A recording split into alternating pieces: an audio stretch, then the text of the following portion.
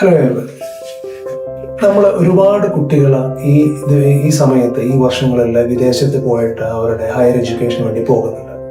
അപ്പോൾ ഒരു സ്റ്റുഡൻറ്റ് അങ്ങനെ പോകാനായിട്ട് ആഗ്രഹിക്കുന്ന ഒരുപാട് കുട്ടികളുണ്ട്. അങ്ങനെയുള്ളവരെ അവർക്കൊരു ഇൻസൈറ്റ് കിട്ടാൻ വേണ്ടിയിട്ടാണ് ഞാൻ ഈ വീഡിയോ ചെയ്യുന്നത്. പലപ്പോഴും നമ്മൾ അതിന് വേണ്ടിയിട്ട് പ്ലാൻ ചെയ്യുമ്പോൾ എത്രമാത്രം എക്സ്പെൻസസ്, എന്തൊക്കെയാണ് എക്സ്പെൻസ് വരിക എന്നുള്ളതിനെ പറ്റിയിട്ട് പലപ്പോഴും കുട്ടികൾക്ക് ഒരു കൃത്യമായിട്ടുള്ള ധാരണ ഇല്ലാതെ ഒരു സ്ഥിതി ഞാൻ കണ്ടിട്ടുണ്ട്. അപ്പോൾ അതാണ് ഞാൻ എന്തൊക്കെ എക്സ്പെൻസസ് ആണ് വരിക എന്നുള്ളതാണ് ഡിസ്കസ് ചെയ്യാൻ പോകുന്നത്. ഞാൻ എക്സ്പെൻസിനെ പല ഘടകങ്ങളായിട്ട് തിരിക്കുകയാണ്. ഫസ്റ്റ് ആൻഡ് ഫോർമോസ്റ്റ് നമ്മുടെ ഏറ്റവും വലിയ എക്സ്പെൻസ് ഒരു കൂടെ സ്റ്റുഡൻറ്റിന് സാധാരണഗതിയിൽ വരിക എന്താണെന്ന് വെച്ചിട്ടുണ്ടെങ്കിൽ അവരുടെ ട്യൂഷൻ ഫീസാണ്. നിങ്ങൾ ഏത് രാജ്യത്ത് പോയിട്ട് പഠിക്കുകയാണെങ്കിലും അവിടുത്തെ യൂണിവേഴ്സിറ്റിയിൽ സാധാരണഗതിയിൽ ട്യൂഷൻ ഉണ്ടാവും. ട്യൂഷൻ ഫീസ് എന്ന് പറയുന്നത് വിദേശത്തൊക്കെ പോയി പഠിക്കുമ്പോൾ ഇന്ത്യയിലുള്ള ഒരു ആവറേജ് ട്യൂഷൻ ഫീസിനേക്കാൾ വളരെ കൂടുതലായിരിക്കാൻ സാധ്യതയുണ്ട്. ഏത് കൺട്രി ആണെന്നുള്ളതനുസരിച്ച്, ഏത് യൂണിവേഴ്സിറ്റി ആണെന്നുള്ളതനുസരിച്ച്, ഏത് കോഴ്സ് ആണെന്നുള്ളതനുസരിച്ച് ട്യൂഷൻ ഫീസ് വേരി ചെയ്തുകൊണ്ടിരിക്കും. ഇപ്പോൾ ഒരേ യൂണിവേഴ്സിറ്റിയിൽ തന്നെയുള്ള രണ്ട് ഡിഫറെൻറ്റ് പ്രോഗ്രാംസിനുള്ള ട്യൂഷൻ ഫീസ് സെയിം ആയിരിക്കണം എന്നാൽ ഒരു പക്ഷേ വ്യത്യാസവും ഉണ്ടാകാം. സോ ഏറ്റവും മേജർ ആയിട്ടുള്ള എക്സ്പെൻസ് എന്ന് പറയുന്നത് ഞാൻ അഗെയിൻ ട്യൂഷൻ ഫീസാണ്. ട്യൂഷൻ ഫീസ് എന്ന് പറയുമ്പോൾ നമ്മൾ ഒരു സ്റ്റുഡൻറ്റിന് ഒരു ആവറേജ് ഒരു 8 ലക്ഷം തൊട്ട് ഒരു 20 ലക്ഷം വരെയൊക്കെയാണ് ഒരു വർഷത്തേക്ക് വേണ്ടി വരുന്ന ട്യൂഷൻ ഫീസ് ഉണ്ടാവുക. അതിനേക്കാൾ വളരെ കുറച്ച് ഓപ്ഷൻസ് അവൈലബിൾ ആണ്.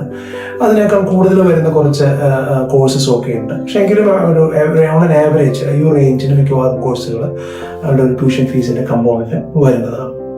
സെക്കൻഡ് മേജർ എക്സ്പെൻസ് എന്ന് പറയുന്നത് നമ്മുടെ അക്കോമഡേഷനാണ്. ഏത് സ്റ്റുഡൻറ്റ് ഏത് രാജ്യത്താണെങ്കിലും നമുക്ക് റെന്റ് കൊടുക്കേണ്ടി വരും. അപ്പോൾ ഈ അക്കോമഡേഷൻ പലപ്പോഴും വേരി ചെയ്യും. ഏത് സിറ്റിയിലാണ് നിങ്ങൾ താമസിക്കുന്നത്, ഏത് തരം അക്കോമഡേഷനാണ് നിങ്ങൾക്കുള്ളത്, യൂണിവേഴ്സിറ്റി തന്നെ പ്രൊവൈഡ് ചെയ്യുന്ന അക്കോമഡേഷനാണോ അല്ലെങ്കിൽ അതിനപ്പുറത്തുള്ള അക്കോമഡേഷനാണോ, നിങ്ങളൊരു സിംഗിൾ ബെഡ്റൂം അപ്പാർട്ട്മെൻ്റ് ആണോ നിങ്ങൾക്കുള്ളത്, അത് നിങ്ങൾ ഷെയർഡ് അക്കോമഡേഷനാണോ, ഇതിനെയൊക്കെ ആശ്രയിച്ച് നിങ്ങളുടെ അക്കോമഡേഷൻ കോസ്റ്റ് വേരി ചെയ്തുകൊണ്ടിരിക്കും. സാധാരണഗതിയിൽ ട്യൂഷൻ ഫീസ് കഴിഞ്ഞാൽ ഏറ്റവും അധികം ഈ കോസ്റ്റ് വരാവുന്ന അല്ലെങ്കിൽ നമ്മൾ അതിന് വേണ്ടിയിട്ട് നമ്മൾ തയ്യാറാകേണ്ടത് അക്കോമഡേഷൻ കോസ്റ്റ് ഡീൽ ചെയ്യാൻ വേണ്ടിയിട്ടാണ്.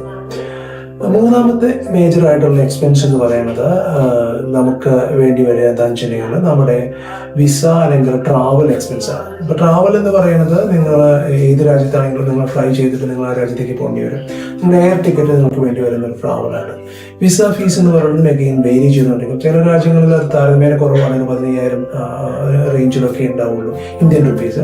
അത് വേറെ ചില രാജ്യങ്ങളിൽ അതൊരു 1 ലക്ഷത്തിനൊക്കെ മുകളിലേക്ക് നമ്മുടെ വിസ ഫീസ് തന്നെ ചിലപ്പോൾ വന്നേക്കാം. അപ്പം നിങ്ങൾ ഏത് രാജ്യത്താണ് പോകുന്നത് എന്നതനുസരിച്ച് അതിൻ്റെ കോസ്റ്റാണ് മൂന്നാമത്തെ മേജർ ആയിട്ടുള്ള കോസ്റ്റ് വരാൻ പോകുന്നത്. അടുത്ത മേജർ എക്സ്പെൻസ് എന്ന് പറയുന്നത് ഹെൽത്ത് ഇൻഷുറൻസ് ആണ്. ഇൻഷുറൻസ് ഒരു മാൻഡേറ്ററി കമ്പോണൻ്റ് ആണ്. പക്ഷെ ചില സ്ഥലങ്ങളിൽ അതിന് ഒരു അഡീഷണൽ കോസ്റ്റ് അതിനകത്ത് ഉണ്ടാവും. ഫോർ എക്സാമ്പിൾ ഇപ്പോൾ UK പഠിക്കാനായിട്ട് പോകുന്ന സ്റ്റുഡൻ്റ് ആണെങ്കിൽ അവരുടെ ഒരു INSൻ്റെ ഒരു ഹെൽത്ത് ഇൻഷുറൻസ് നമ്മൾ എടുക്കേണ്ടതാണ്. അത് മാൻഡേറ്ററി ആണ്. You have to take it before you apply for the visa. ഇതേ സമയം തന്നെ ചില കൺട്രീസിലുള്ളത് അവരുടെ ഹെൽത്ത് ഇൻഷുറൻസ് അവരുടെ ഫീസിന്റെ ഭാഗമായിട്ട് അവർ കളക്ട് ചെയ്തിട്ടുണ്ടാവും. അത് യൂണിവേഴ്സിറ്റിയുടെ റെസ്പോൺസിബിലിറ്റിയാണ് നമുക്ക് വേണ്ട ഹെൽത്ത് ഇൻഷുറൻസ് പ്രൊവൈഡ് ചെയ്യാന്നുള്ളത്. അപ്പോൾ യൂണിവേഴ്സിറ്റിയിലെ എല്ലാ സ്റ്റുഡൻസിനും വേണ്ടിയിട്ട് അവർ ഹെൽത്ത് ഇൻഷുറൻസ് കവറേജ് എടുത്തിട്ടുണ്ടാവും, എല്ലാ ഇന്റർനാഷണൽ സ്റ്റുഡൻസിനും വേണ്ടിയിട്ട്. പക്ഷെ അത് നമ്മൾ സെപ്പറേറ്റ് ആയിട്ട് കൊടുക്കുന്നില്ല എന്നേ ഉള്ളൂ. നമ്മുടെ ഫീസ് കൊടുത്തിട്ടുള്ളപ്പോൾ അതും കൂടെ നമ്മൾ ചേർത്താണ് അവിടെ കൊടുത്തിട്ടുള്ളത്. പക്ഷെ ഒരിക്കലും അത് മാൻഡേറ്ററി അല്ലാത്ത സ്ഥലത്ത് പോലും അത് ഒരിക്കലും എടുക്കാതെ പോകരുത്. കാരണം എന്തെങ്കിലും ഹെൽത്ത് ഇഷ്യൂസ് നമുക്ക് വന്നു കഴിഞ്ഞാൽ അതിൻ്റെ ഒരു കോസ്റ്റ് എന്ന് പറയുന്നത് നമുക്ക് താങ്ങാനായിട്ട് പറ്റാവുന്നതിനേക്കാൾ അപ്പുറത്തായിട്ട് വരാൻ സാധ്യതയുണ്ട്.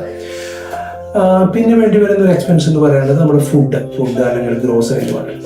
ഫുഡിൻ്റെ എക്സ്പെൻസ് എന്ന് പറയുന്നത് അഗെയിൻ ഇറ്റ് വേരീസ്. നമ്മൾ ഏത് ടൈപ്പ് ഫുഡാണ് കഴിക്കുന്നത്, നമ്മൾ ഏത് ടൈപ്പ് റെസ്റ്റോറൻറ്റിൽ പോയിട്ടാണ് കഴിക്കുന്നത്, അത് നമ്മൾ സ്വന്തമായിട്ട് കുക്ക് ചെയ്യണം.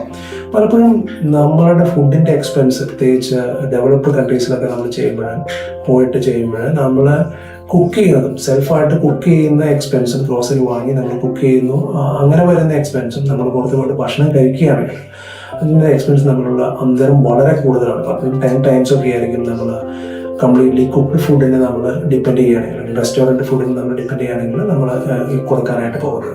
സോ അതൊരു മേജർ ആയിട്ടുള്ള എക്സ്പെൻസ് നമ്മൾ അതിനുള്ള പ്രൊവിഷൻ കാണേണ്ടതാണ്.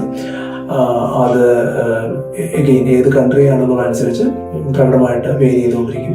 സിറ്റി ടു സിറ്റി ഒരുപാട് വലിയ വ്യത്യാസം ഉണ്ടാവുന്നില്ല ഗ്രോസറിയുടെ കോസ്റ്റ്. പക്ഷേ കൺട്രി ടു കൺട്രി പലപ്പോഴും വ്യത്യാസം ഉണ്ടാകും.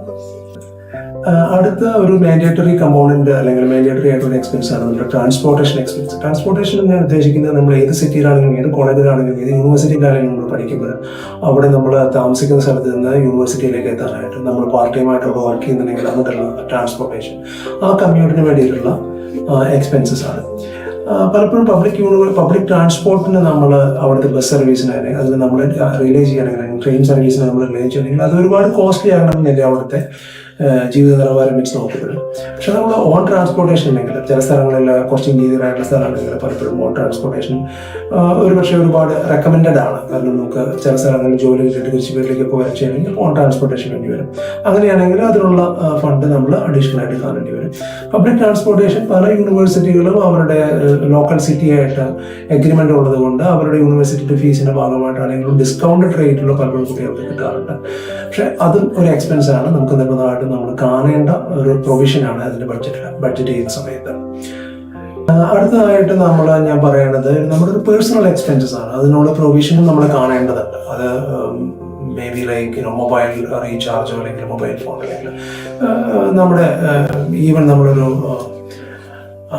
ഒരാൾക്ക് ഗിഫ്റ്റ് കൊടുക്കേണ്ടി വരുന്നു അല്ലെങ്കിൽ അങ്ങനെയൊക്കെയുള്ള കുറേ സാധനങ്ങൾ പലപ്പോഴും വേണ്ടി വരും. അതിനുള്ളൊരു പ്രൊവിഷൻ നമ്മൾ ഈ നമ്മുടെ ഒരു ടോട്ടൽ കാര്യങ്ങൾ കാണുമ്പോൾ അതിൻ്റെ ഒരു ബഡ്ജറ്റിൻ്റെ ഭാഗമായിട്ട് നമ്മൾ കാണേണ്ടതാണ് ഈ പേഴ്സണൽ എക്സ്പെൻസ്. താരതമ്യേന ചെറിയ എക്സ്പെൻസ് ആയിരിക്കും പേഴ്സണൽ എക്സ്പെൻസ് ഉണ്ടാകാനായിട്ട് പോകുന്നത്.